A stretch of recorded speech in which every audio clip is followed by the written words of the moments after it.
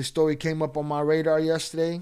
It has all of the things that a good story has. It has terror, action, escape, a whole bunch of things. Evil stepmom held son captive for 20 years. I don't know how recent this is. This was February 17th this happened. Basically, the kid saved himself. This might have been his last effort to get himself out of there. And he did it. And I want you to understand something, that this could be anywhere. It's happening in Mexico. It's happening in the United States. Happening in Chicago, LA. You might have walked past a house today where somebody is in there trapped. Evil stepmom held son captive for 20 years. Let's get it. Who else is in the house? Who else is in here? My stepson is in here. She gives off typical crazy Karen vibes. She might be acting like she allegedly cares in the slightest about her stepson in this body cam video. But this woman is accused of a crime that not even veteran law enforcement can comprehend. 33 years of law enforcement. This is the worst treatment of humanity that I've ever witnessed. She allegedly kept her stepson trapped inside this home for 20 years. When rescued, he weighed just under 70 pounds and was 32 years old. Now she is under arrest, and there are major questions about the failures that would allow this to happen. Look at that lovely looking wild right there, boy. She looked like she'll trap your ass for 20 years. That's some horror movie shit. We're on the case presented by Law and Crime. I'm Chris Stewart. It is hard to come to grips with what police say happened inside this home. You see this picture here. This is in Waterbury, Connecticut. Firefighters responded to a call here for a fire on February 17th. Inside that house, they found much more than just flames and smoke. They say they found a terrifying story of abuse and neglect.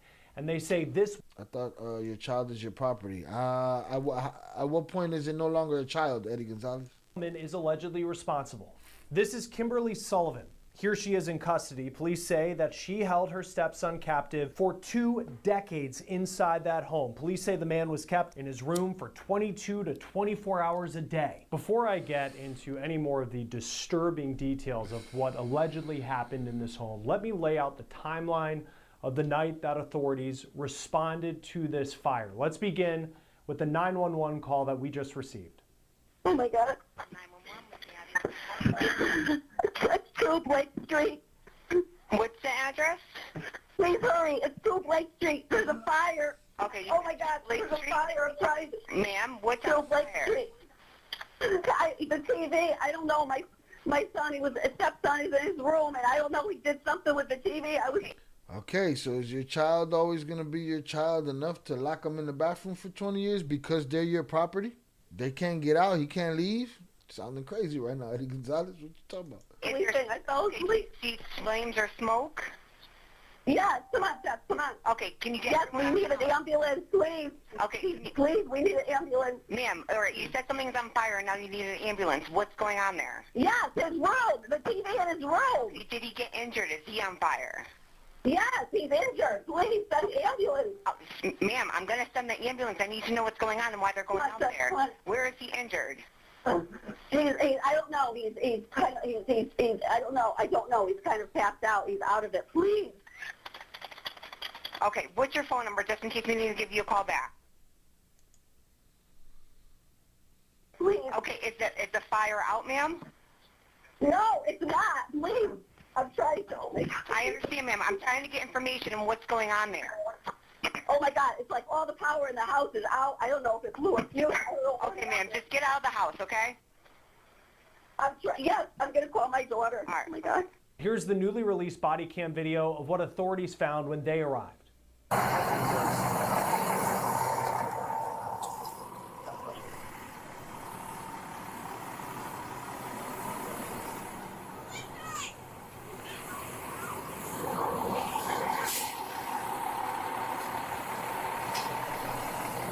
Come over here. Go down the road. Come on. Come down. Come down. Come on, down. Who else is in the house? Who else is in here? My stepson is in here. How many help other him help people? him out. Listen, That's it. I have 2 cats. Everybody's out? Yes. But your stepson's still inside? Yeah, he's right here. Okay, yes. come on. Come down the road. Come on. Come on. It's not safe to stay here. Come on. All right, here he is. Felipe? Who the fuck is Felipe? Who you got? All right, my dog is shaking. I know. My dog is shaking. That's your stepson, so it's not even her son. That's wild. Also, even it is her own son that would be wild. Also, I was like, what the fuck? You like, I thought our kids were property, bro. I don't know. Make me send a wellness fucking check over there, bro. How your kids doing, all right? Yeah, kids are property, but goddamn, you gotta let them go. That's true. 87. My dog is shaking. For your victim. Not your victim. Okay. Come on. My 80 dog seconds is, right here. I Come know on. my dog. I know. Come on. My dog. You're seeing it. That one victim right here.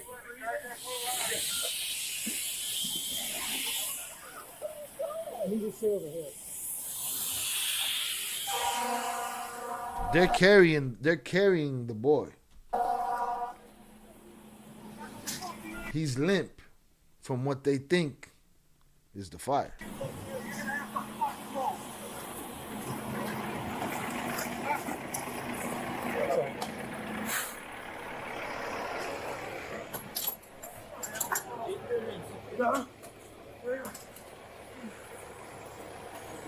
What you just saw there at the end of the video was the victim, the stepson, being taken to the hospital. According to the arrest warrant affidavit, a Waterbury police officer described the stepson, known as male victim 1, or as we will call him, MV1, as emaciated. His hair matted and unkempt, was very dirty, and his teeth all appear to be rotten.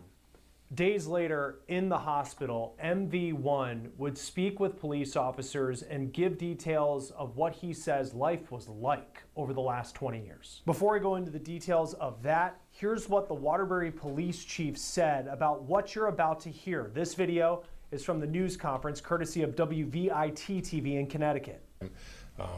Through those investigative meetings and through search warrants, we were able to seize physical evidence and conduct interviews and dig up some more information that corroborated the victim's story. According to the affidavit, the male victim told police he was pulled out of public school in 2004 when he would have been around 12 years old. When asked about his earliest memories, MV1 said he would sneak out of his room at night to eat and drink, and when it was discovered that he was doing that, he was locked in his room. He recalled drinking from a toilet because he was only getting 2 cups of water a day. Man. MV1 detailed a life being allegedly held captive in this home by Kimberly Sullivan, who allegedly locked him in his room and would only let him out to do chores. Anytime he would be let out and be around someone, he wouldn't speak about what his life was like inside the home out of fear of being locked down even longer. Police say MV1's dad lived in the house until he died in January 2024 and he was confined to a wheelchair. Then MV1's captivity got allegedly more restrictive. MV1 said that he would have to go to the bathroom in a bottle and on newspaper. There are so many horrifying details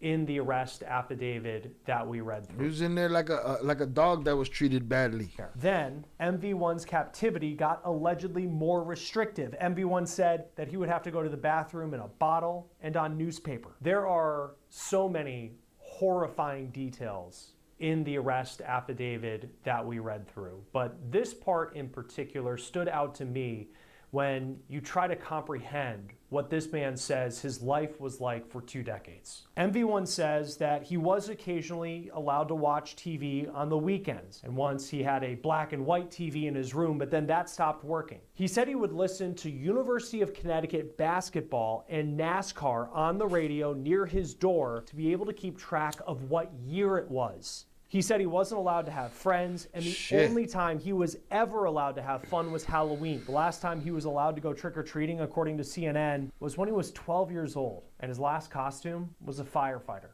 And that leads us to the fire that allegedly set him free. MV1 says he set the flames himself. He says that he used a lighter that he had taken from his now deceased father a year prior. And he used printer paper and hand sanitizer. He told police that he read that hand sanitizer was flammable. MV1 allegedly told Sullivan the fire started because his radio malfunctioned, and then she let him out of his room. But she also demanded that he wash his face before he escaped out of fear that firefighters might notice his appearance. Then the final line of that paragraph. Bro, that shit could have gone bad for him.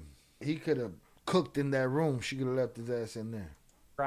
Hit me in the chest when I read it. It states that he washed his face before he escaped out of fear that firefighters might notice. She made him clean up. Boy, don't let him see you looking like that.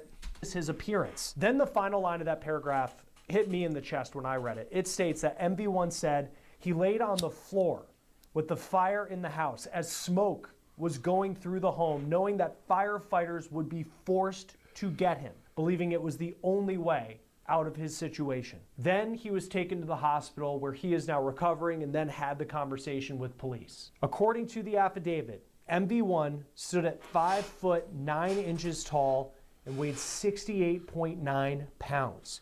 He told detectives that he started the fire because, quote, 5'9", 68 pounds, bro. 68 pounds.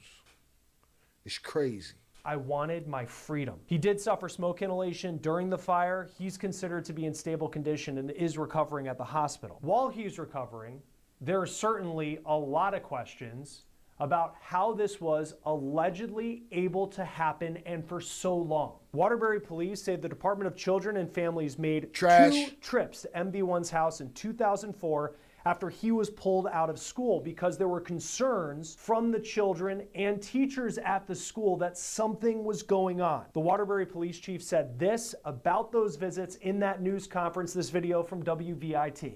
We're doing some background investigation. There are 2 incidents that we had within our computer system of dealing with that address and with the family back in 2005. One was a request from DCF to do a welfare check at the location because children that the victim was familiar with hadn't seen him and they were concerned about him. Officers went to the house. The house was clean. It was lived in. They spoke to the victim at that point in time, and there were no cause for any alarm or any conditions that existed that would have led officers to believe anything other than a normal childhood and a normal family existence was occurring. That was reported back to DCF, and that was the last that we were involved in that particular investigation. We were called back to the house in the latter part of April by the family who wanted to file a harassment complaint against members of the school district, saying that they were continuously reporting them to DCF and felt that they were trying to get the family in trouble and have the family investigated. We have no further information about where that went other than there was no proof provided by the family that there was any type of harassment that was occurring.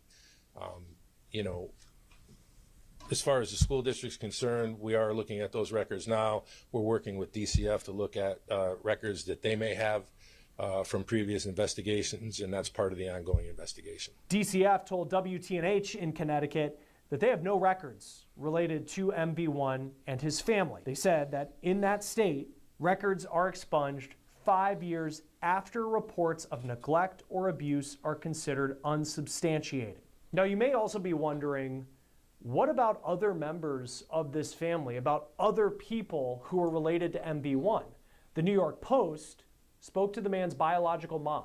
The woman lives in Meriden, Connecticut, which is about 20 minutes from Waterbury, where her son was allegedly being held captive. She told the Post from outside her house, quote, "We are all trying to come to grips with this horror that my son had to endure." Where'd you think he was all this time? How'd you think he was all this time? And, quote, shout out JP says beyond egregious. Mono con los ojos tapados.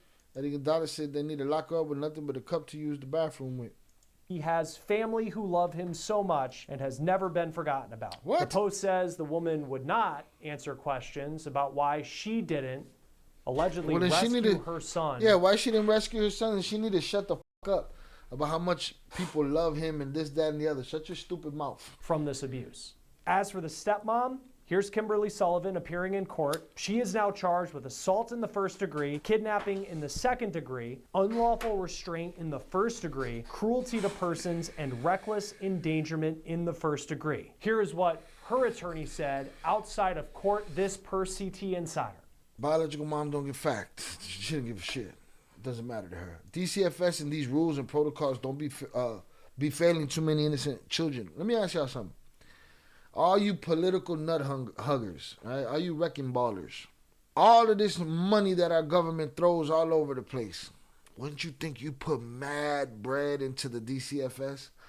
Pay those people real good to make sure that these kids are being, taken care of? Wouldn't you put all the money there? Instead, they're busted. They got hired buster-ass people. It's all bullshit. They don't give a fuck. They give as much a fuck as the biological mother did. And this crazy bug-eyed bitch. All right, why'd they even interview the mom? This fucking horse shit. They needed something. Absolutely. Yeah, so she completely maintains her innocence. From our perspective, these allegations are not true. They are outlandish. I mean, she was blown away when she heard these allegations. She's adamant they are not true. This did not happen. And we look forward to being able to vindicate her and show that she's done nothing wrong. Can you speak on, I guess, what your stance is, what she, I guess you say she's innocent, can you just kind of expand on that? She's never locked him in a room. That is absolutely not true. He was not locked in a room. She did not restrain him in any way. She provided food. She provided shelter. She is blown away by these allegations. It is shocking, and what's more shocking. Come on, man. Blown away by the allegations. You're talking about a 30-year-old. What they say he was 30 years old? A 30-year-old man weighing 68 pounds, been trapped, had to set the whole fucking house on fire just to get out of there. Fernando said, I have no issue putting more money in schools, kids, and healthcare. I have no issue being taxed more, whether I send my kid to private school or not.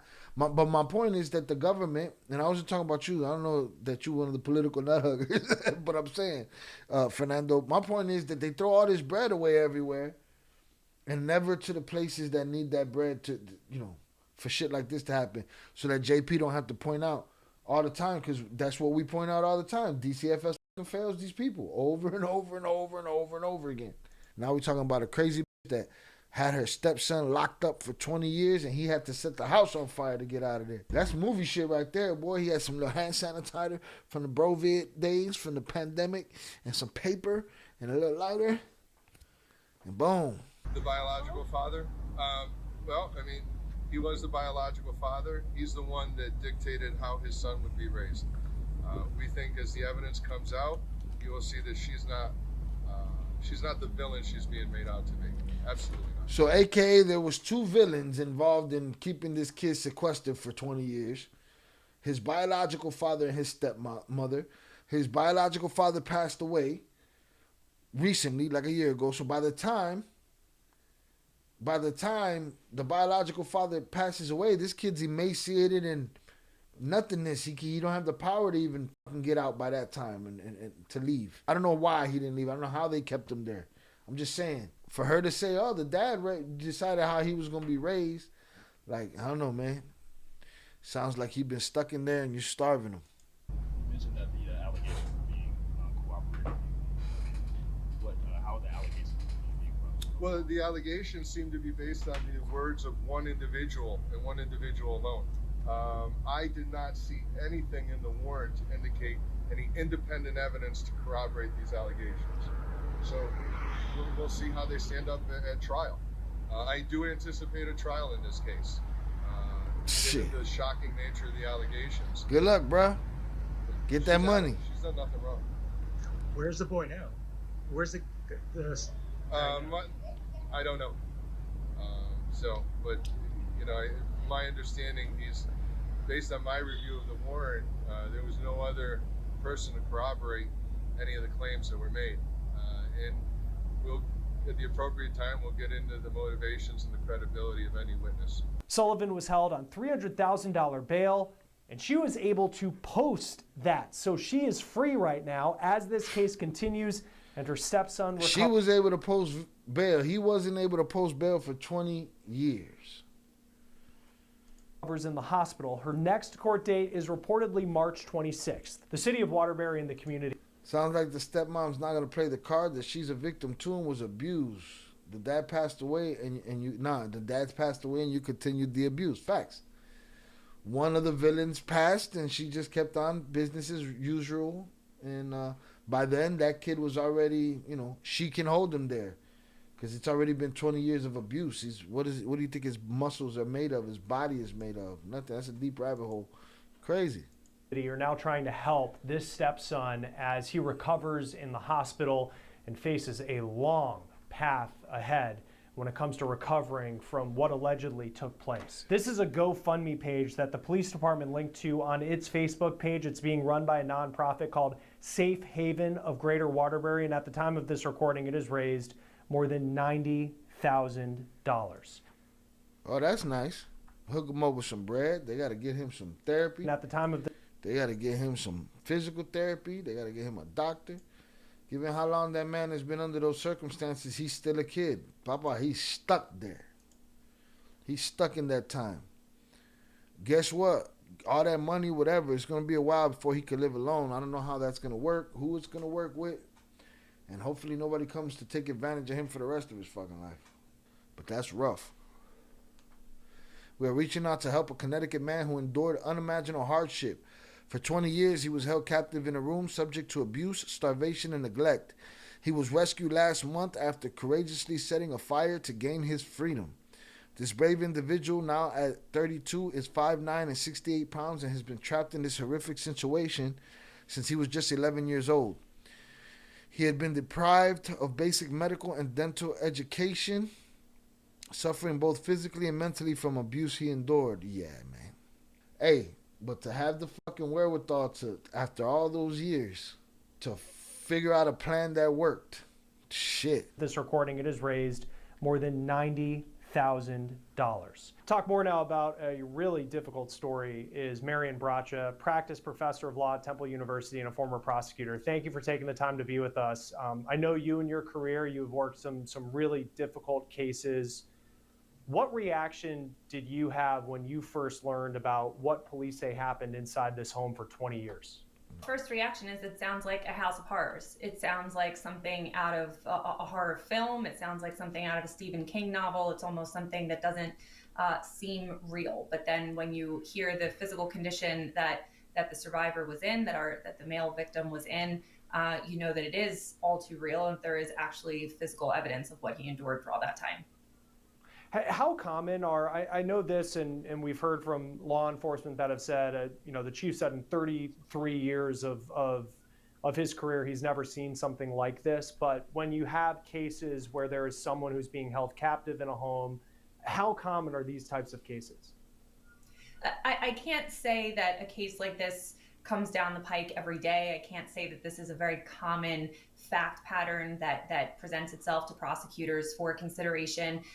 There have been instances where I've seen and reviewed materials for captive-like cases like this in the past, but again, they're few and far between. And the thing to remember with any case involving a dependent person or with a vulnerable victim is that these crimes go on behind closed doors, in the dark, outside of public viewing. These are not what we call quote unquote street crimes that can be captured by surveillance or poll cameras or a police car that's driving by that happens upon a crime scene. These are things that happen really in the dark and are not often discovered by investigators or by the people who are best suited to help.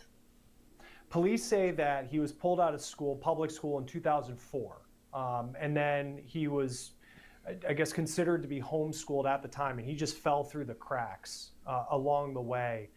How can we track somebody who is pulled out of school, but then it appears that there's no record whatsoever? I know DCF went to the house twice. So they basically had a slave for 20 years. It's basically what they had going on. Because they said she let him out for chores. So he was just the do boy. All day in the house.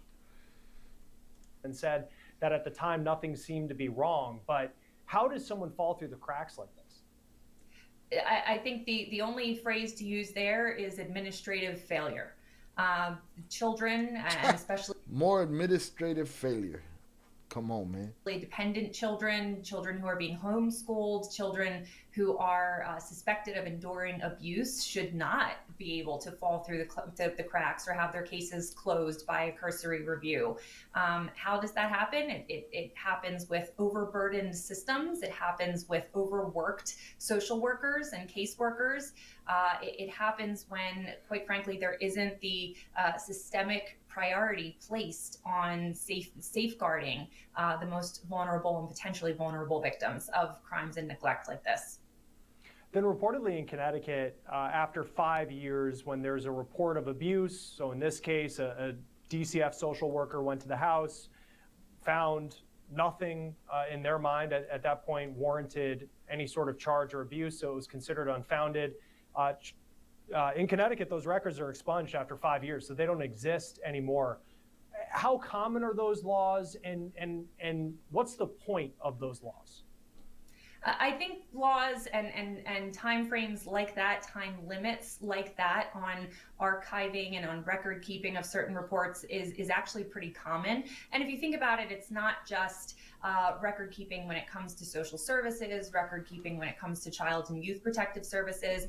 Those time limits exist in almost every industry, in almost every facet of our society, even things like bank records or tax records, things like that. Yeah, I guess Fernando's right. If there's nothing to report, that like she said, it's not a street crime, no surveillance, no suspicious activity, shit's crazy. Kid just falls off the fucking map for 20 years. This ain't the first time again, there's been a lot of stories like this. Are pretty regularly expunged after a certain number of prescribed years. So unfortunately, I don't think this was any malfeasance. I don't think this was any wrongdoing. This sounds like something that was in line with the agency's policies regarding record keeping and the length of time that records are kept. But this is a fairly common practice, again, not just in the social service realm, but in most facets of our society. Is there a reason why, though, in this realm that they would do that? I think back in the day, you only have so much room for so much paper, in an archive room, and then now everything's digital. What's the reason that it would be expunged? Is it protecting someone who maybe was accused in a wrong way, and then they don't want to have that on their record if it was something that wasn't true? In this case, we'll see how the court case plays out. Yeah, I think both of those considerations are at play when it comes to expunging these records. I think you're right that back in the day when these were paper records, there was physical limitation on storage of however many boxes or folders of information that a particular building or storage unit could hold. The same is somewhat true of our digital archives. There are only so many terabytes that exist in terms of our cloud storage or in terms of these agencies' storage. That's not making an excuse for it by any means, but that there is still that consideration of the storage space available for a forever maintenance of records. But I think you're also right that when someone is investigated or when someone is suspected of wrongdoing and they are cleared, there is a societal interest in clearing that person's name if there are no subsequent reports, if there are no follow-up concerns with that person's behavior or that person's care of a child or a dependent person. And so there is a privacy interest there in terms of clearing their name and not having records attributable to them for suspected wrongdoing ad infinitum, forever and always. So if you were a prosecutor on this case going forward, what happens now? Because you have this, certainly the story that male victim one, told authorities. I mean, there's just... Yeah, is he lying about at 68 pounds and 32 years old and hasn't seen the light of day in fucking 20 years? So many details of it that are just horrific. He himself is a piece of evidence just with the condition that he was in at the time. Facts, like Shannon said, explain the weight loss. He himself is a piece of evidence. What are some of the pieces of evidence you would need as a prosecutor if you were to take this to trial? So I think there are a few steps of the investigation that I'm sure that are underway and being considered as they proceed toward a prosecution. Number one, the personhood of male victim one has been deprived or jeopardized for all of these years. And so my number one priority as a prosecutor would be to safeguard that personhood, that autonomy, that decision-making and the respect and the dignity that is owed to this victim. Man, what does the rest of his life look like, man? Better than the beginning, I guess. Fuck, the adjustment on that. Make sure that he is participating meaningfully and willingly in the prosecution without having choices that are foisted upon him that aren't of his making. So I would make sure that he is really involved in the process and that his voice, his preferences, his needs are really heard and attended to moving forward, because obviously he's been through 20 years of having those needs and that voice completely disregarded. So he would be my central focus. There is, of course, the need to gather physical evidence. So I believe his physical condition, his physical state, as you mentioned, is an important piece of evidence. So documenting, photographing, recording how he is physically, his size, his weight, his physical and mental well-being currently after he was discovered after all of these years. And there's also physical documentation of the living conditions where he was for all of those years, the fact that there was plywood and a series of locks on his door, the fact that no one had seen him in. I want to see what that house looks like inside. Gotta look crazy. But then again, how much of it burnt? Over many years, I would be going about the business of finding family members and interviewing them, asking them about their involvement with the family, with the defendant in this case, the caregiver, or the should have been caregiver, to find out when the family member's access was restricted to this male victim, when the last time they saw him, and what the circumstances of that, of seeing him were. So I'd really be trying to get a holistic view of this person's experiences and living situation, or I should say surviving situation over the past 20 years. And you piece that together with physical evidence, with documentary evidence, with photographic evidence, and certainly with narrative evidence of those closest to him or purportedly close to him or close to the family. I look at her defense, and her attorney was pretty defiant outside of court, saying that she is Yeah, he was. The attorney sound mad confident, but he gonna milk this shit. You gonna get this bread. Innocent, and we're going to prove this wrong. A lot of things that you would expect a defense attorney to say, especially early on in the case. I think one argument that she is going to make is that he could have left at any time. He didn't talk in the case about any sexual abuse. He said there was one instance of physical abuse. I think it was slapped years ago. He says that had happened. But other than that, it wasn't a physical abuse case. At least according to the arrest affidavit, he was allowed to go outside to do chores. And I think you could see the defense make an argument of, well, he could have left and seeked help at any time if it was really that bad. As the prosecution, how do you push back on that if that's the way the defense wants to do? So the pushback that I would seek as a prosecutor is to really focus on the psychological harm, which is not just something that exists in one's mind, as it were. It's not just something illusory or imagined.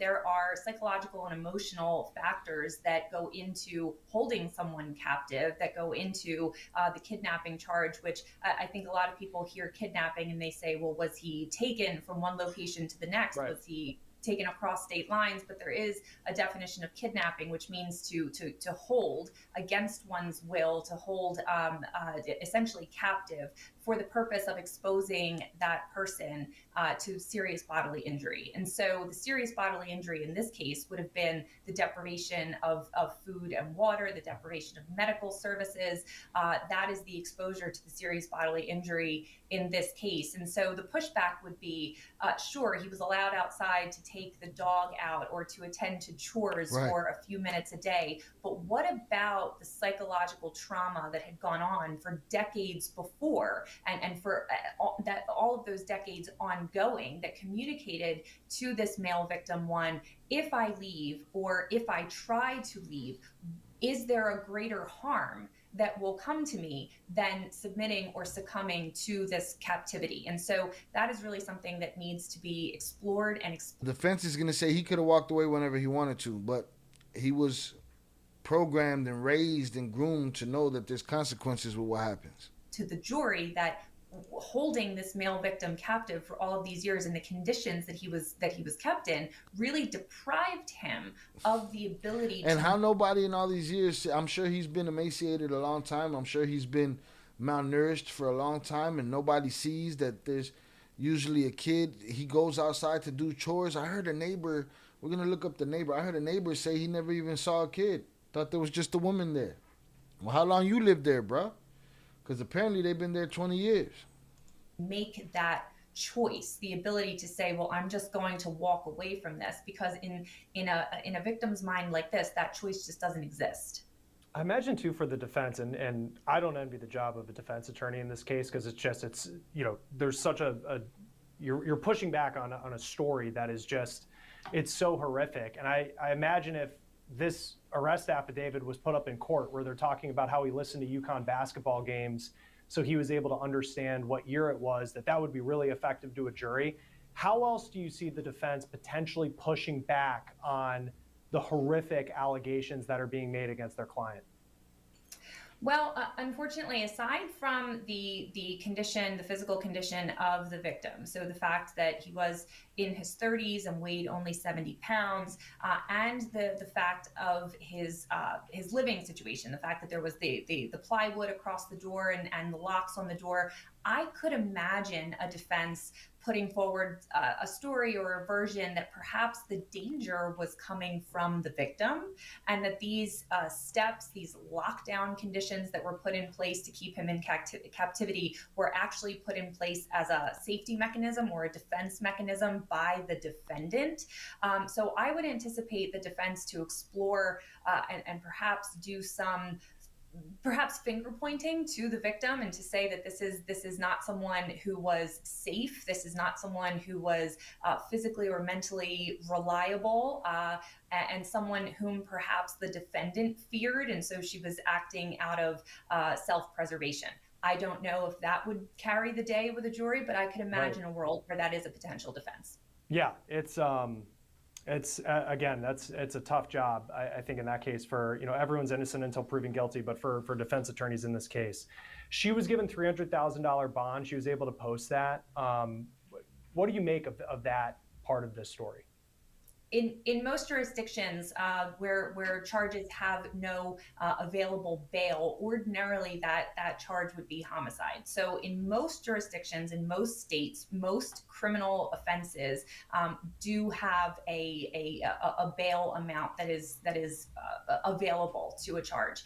Remember that bail is not intended to be a punishment. Bail is intended to secure a defendant's presence and participation in the criminal case, in the prosecution. So if there is no indication that this person is a flight risk, if there's no indication that this person has previously left town or gone on the lam, the fact that she has private counsel is also something that is taken into consideration. She has already invested in her defense, so she is putting out evidence or an indication that she intends to fight this case, which also makes it more likely that she will appear in court. So the availability of bail is not a surprise to me, because there is fortunately no homicide charge here. But at the same time, there would be conditions attached to her bail, things like a stay away order. She will likely be ordered to have no contact with the male victim. She will certainly be instructed that she's not to have any contact or attempt any contact with other prosecution witnesses if there are family members who are sought to be interviewed or testify on behalf of male victim one. So there will be conditions attendant with that bail, but it's not a surprise to me that bail was set and that she was able to post her percentage of it. And then just lastly, as we look at this story, and so often you hear about the missed red flags that were there. And in this case, you had DCF that in 2004, we don't know what the condition of the home was in 2004, but apparently it wasn't reaching the level that they needed to do something, though people were concerned about it. When you look at the system as a whole, what can be done, just from your career and your experience, what can be done to prevent nothing? Shit ain't never done. And these cases where these red flags are missed from happening? Well, my number one question would be, after 2004, when this person was still 11 years old and was ostensibly being homeschooled until the age that they could have declared emancipation or declared independence and left the situation of formal education, where was the state? where was the oversight? Where was anyone making sure that that homeschooling was actually being done, that he was being cared for, and that he was in a safe and if not loving, at least educational environment? I think if there had been some oversight in terms of what condition his homeschooling or his alleged homeschooling situation was, there could have been more eyes on his condition, and perhaps the sad state that he was surviving in would have come to light much, much sooner. Details are emerging in the Waterbury captivity case. A former classmate is sharing what the victim was like in school. News 8 also obtaining video showing the moments before first responders rescued the man who set fire to his own home to escape, being held captive by his stepmother for decades. News 8's Jane Chaco is live in Waterbury with more. Jane. We spoke with a woman who says she spent 4 years of elementary school with the victim. She recalls that time. She thought when he moved away, he just moved to another town. She was shocked to find out what really happened. A lot of us went to Chase Park, right across from where he lived, and you wouldn't think that just a street over there was a kid locked in a room. Ashley Sanchez remembers most of her classmates from the now closed Barnard Elementary School. She says one stood out, a boy who was always hungry. I remember he would bring a lunch bag, but there wasn't really anything in there. So he's looking around and, you know, he sees us eating. And back then I was obsessed with like ham sandwiches and mustard. And I would just give him half, or I would just give him my lunch. She says he had a... You were obsessed with, or that was lunch? Motherfucker, you was doing better than him at that point. After all that time, he has psychological scars. He is a different kind of person. No one in his family is going to claim to know anything about it. Child unalivings involving the Illinois DCFS increased by 40% in the last fiscal year. Crazy. 171 children with agency involvement who unalived in the fiscal year ended June 30th, 2022. That's up from 122 in 2021, and the highest number of child unalivings involving the agency record in 2 decades. Shameful, but we spending money everywhere. He's 68 pounds. What were they defending against? Who knows? What are they gonna defend against? Try to defend against. Yeah, that he was the problem, that defense, that they would forget the fuck out of it. They wildin'. The options she's stating are not realistic. It requires massive oversight, especially if there were no further reports. If there was more oversight, people would say the government is overstepping their right to parent. So there was a time where a parent can go to prison for their kid not going to school, but at what point does a parent pull a kid from school and tell everybody that they're going to homeschool, and meanwhile now it's just an opportunity for them to abuse the child this long, that long? I think there's extra oversight where there shouldn't be, and then there's undersight where there should be. They asked him if you were hungry, the police. He said, I'm hungry all the time, every moment of the day. I can only imagine. Smaller frame than the other kids and never caused any trouble. Last week, his stepmother, Kimberly Sullivan, was arrested on 5 charges stemming from claims she held him captive and starved him, feeding him 2 sandwiches a day. My heart instantly broke. Police say the boy, now 32 years old. Well, salute to you for sharing, and I hope your story is true, young lady. Set fire to his home last month to escape captivity. News 8 obtained the 911 call made by Sullivan that night. The dispatcher asks her what's on fire. The TV, I don't know. My son, a stepson, is in his room, and I don't know. He did something with the TV. I was sleeping. I fell asleep. See flames or smoke? Yes, come on, Steph, come on. Okay, can you get... Yes, we need an ambulance, please. Okay. Please, we need an ambulance. Police body camera video shows first responders approaching Sullivan. Stepson is in here. And the victim being carried out by firefighters. One victim right here. Police say he suffered smoke inhalation but had other medical issues, rotten teeth and malnourishment. Police and lawyers are combing through evidence, trying to find out what really happened inside the home. In the meantime, Sanchez has this message for her former schoolmate. Many of his former classmates do still care for him. You know, we are hoping he pushes through and, you know, hopefully he heals fully. And as we've reported, Sullivan denies these claims that everybody want to be on TV, boy. held him captive. Her lawyers tell us that he could have left the room or the house whenever he wanted to. Sullivan plans to plead not guilty to these charges, and she is expected in court again next Wednesday. Live in Waterbury. Carried him out like a little kid. He looked like a little kid. He weighed less than a little kid. He has a reason to lie, stepmom or the man. Who has a reason to lie? Dude, 68 pounds, how far can he go with those health conditions? Our boy might have a future girl. Yeah, she might be waiting on him. Well, good, give him a room because he's going to need it.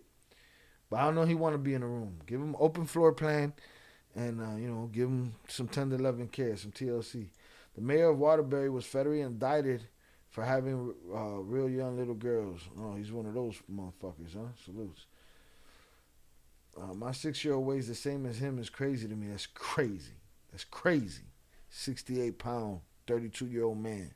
Giannis Kaloidis says that his client is still presumed innocent and deserving of a fair trial. I would just ask that people keep an open mind and let this case work its way through the court system and allow Miss Sullivan to get a fair trial. Last week, Sullivan was released on $300,000 bond. She's facing a list of charges, including assault and kidnapping.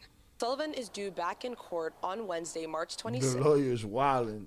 But I guess that's his job, right? His job is to wild the fuck out and and protect his client. Shout out JP. The Illinois Department of Children and Family Services takes in $1.5 billion with a B of Illinois taxpayer money each year. That's a big ass number. Fuck. It ain't enough because they talk about all the caseload and this and that. Like, what are we talking about? DCFS Inspector General released his annual report to the governor and the General Assembly on Wednesday, showing the total number of kids who were unalive on the DCFS radar wasn't 11 or 111. It was 171. Crazy. BS, he could leave at any time. Yeah, that ain't happening. My boy used to work home visits. Dude has a great heart, but had to quit because of how much it affected him. He started suffering from bad depression. I hear that story all too often. Not an easy job, which is why they got to throw that paper at it and throw the money on having supervisors on top of the shit. But you just got to make me president, man. I'll spend this shit in all the right places. Cut some corners where needs to be. These are just Google searches for within the last 2 or 4 years. Nah, they say enough. Trust me. They wildin'. 1.5 billion and all of these babies is losing their life. Correct. And how long have you lived here? I've lived here for about 4 years. I've known my wife for almost 10. So I've been coming here, knowing my wife for almost. And did you know of anything, hear of anything next door? Nope. Did you ever see the woman, or you obviously never saw the kid? So he been there 4 years. He been coming around there 10 years. Saw the woman, coming in passing, but when I was asked about a son, I was shocked. I never even heard of or knew that there was a son until my stepdaughter.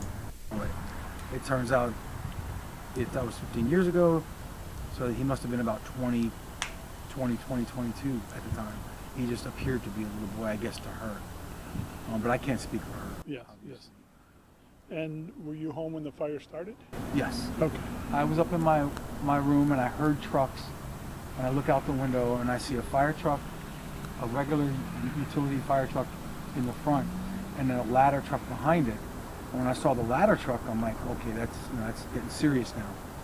And I came out, and my concern was this fire. I don't want it to, affect our home. And yeah, I watched it and I saw the flame out here. I did not take video or anything. Unfortunately, I cannot access that video from the one who did. But yeah, that was the window. And this is really, the culmination of it all is kind of a shock to you, knowing that all this is going on. It's like a horror movie in real life. I'm shocked to even know that there was a son at all. I never heard of him. I've never seen him. Damn, you didn't see shit. He didn't see nothing. Never knew there was a son. You wasn't paying attention. There was some emaciated slave out there doing shit. We're going to keep an eye on this story to this trial to see what this lady thinks she's going to say that's going to change something. I will say this. He has to be strong. He has to be resilient because he's still alive. So I'm hoping he can put that strength and that resilience into getting healthy and finding what real humanity is like and real life is like.